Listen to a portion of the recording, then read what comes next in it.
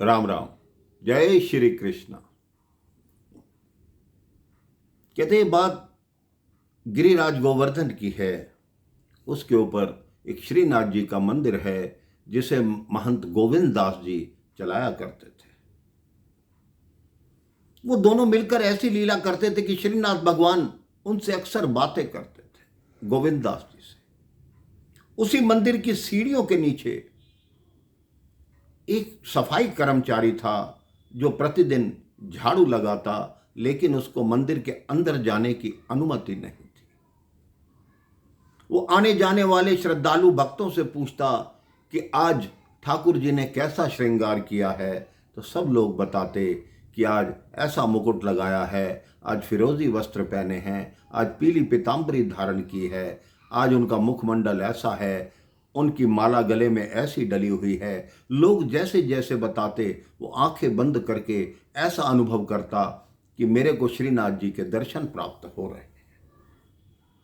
ऐसा करते हुए उसको कई वर्ष हो गए, लेकिन कभी भी उसने मंदिर की सीढ़ियां चढ़कर ऊपर दर्शन करने की हिम्मत नहीं दिखाई, ना ही उसे आज्ञा थी। एक दिन मन मन भगवान को कहने लगा कि हे प्रभु, आपके दर्शन में मन ही मन करता हूं, जीवन में कभी ऐसा अवसर आए कि मैं आपके ऊपर आकर प्रत्यक्ष दर्शन कर सकूं। प्रभु को इस पर दया आ गई। एक दिन शाम का समय, रात्रि का समय, जैसे ही कपाट बंद हुए, प्रभु खिड़की से बाहर निकले और आवाज लगाई, कोई है, कोई है। तो ये वहीं सोता था सीढ़ियों के पास। उसने कहा, हाँ बताएं, कौन, कहां से आवाज आ रही है? कहता, अरे मेरे पैर में कांटा चुभ गया, इसको निकालो। उन्होंने इधर उधर देखा, ये मधुर आवाज आ कहां से रही है? जब खिड़की में झांक कर देखा तो वहां ठाकुर जी इशारा कर रहे, इधर आओ, ऊपर आओ। वो कहते हैं, मुझे मंदिर में घुसने की अनुमति नहीं, मैं सीढ़ी के ऊपर कैसे चढ़ सकता हूं? कहता, मेरी जान निकल रही है, तुम्हें मैं मंदिर में घुसने को नहीं कह रहा, मेरे पैर से कांटा निकालो। अब वो उस खिड़की के रास्ते से अंदर गया। ठाकुर जी ने कहा, देखो मेरा पांव ही नहीं उठ रहा, कांटा चुभा हुआ है। उसने पांव को हाथ लगाया। कितना भाग्यशाली था कि प्रभु के चरणों को हाथों में ले रखा है और हाथ चला कर देगा। कहता, हाँ ये छोटा सा कांटा आपके पांव में लगा हुआ है। कहता, तेरे हाथ से नहीं निकलेगा, मुंह से निकाल इसको। तो जिन भगवान के चरणों को धोकर हम चरणामृत पीते हैं मेरे भाई बहन, श्रीनाथ जी ने अपने चरण उसके मुख पर रख दिए। उसने मुंह से भगवान का कांटा निकाला और भगवान ने पूछा, कुछ खाया है क्या? कहते, नहीं। चल मेरे साथ, गोविंद दास वहां दाल बाटी बना रहा है, दोनों चल के खाएंगे। वो कहते हैं, मुझे मरवाओ मत, मुझे साथ मत ले जाओ, मुझे साथ ले जाओगे आपको भी डांट पड़ेगी, मुझे तो मार ही डालेंगे। अरे तू मेरे साथ चल।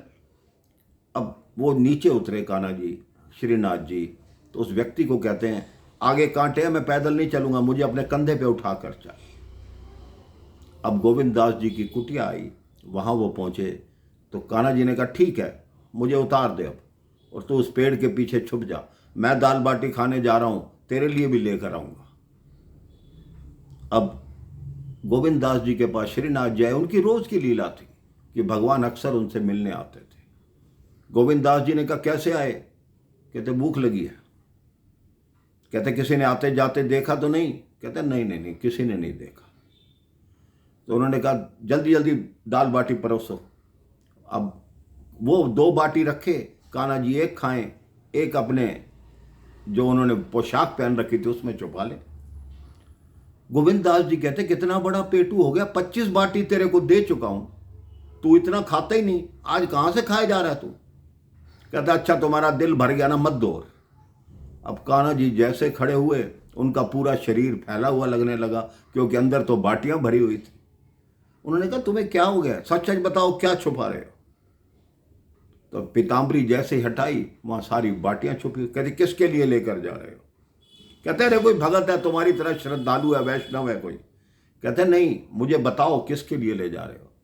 तब उन्होंने बताया कि वो जो वहां सफाई करता है उसके लिए लेकर जा रहा हूं। उन्होंने कहा, तुमने तो अपवित्र कर दिया, मेरा धर्म भ्रष्ट कर दिया, तुम तो खुद ऐसे हो और मेरा भी धर्म भ्रष्ट कराया, तुम उस कैसे आए हो? कहता, उसके कंधे पर बैठ कर आए हो, जाओ स्नान करके आओ। तो भगवान ने कहा इतनी सर्दी है, मैं कहाँ से स्नान करूं? कहता जाओ स्नान करके आओ, नहीं तो मैं तुम्हारे पास ही नहीं आऊंगा। अब कान्हा जी उस कुंड के पास गए, हाथ मुंह धोने की कोशिश की, पीछे से गोविंद दास जी आए, उन्होंने कान्हा जी को उस कुंड में धक्का दे दिया, अब ना अच्छे से। इतने में प्रातःकाल हो गई, मंदिर की घंटियां बजने लगी। कान्हा जी फटाफट वैसे ही गीले कपड़ों में जाके श्रीनाथ जी वहां खड़े हो गए। सवेरे गोसाई जी ने द्वार खोला, उन्होंने कहा ये क्या, भगवान के तो वस्त्र ही गीले हैं, कहां चले गए थे भगवान? तो इतने में भगवान बोले गोविंद दास ने धक्को दियो है मुझे, पूछो इससे। इतने में गोविंद दास जी आए, कहते मैं बताऊं क्यों धक्का दिया था?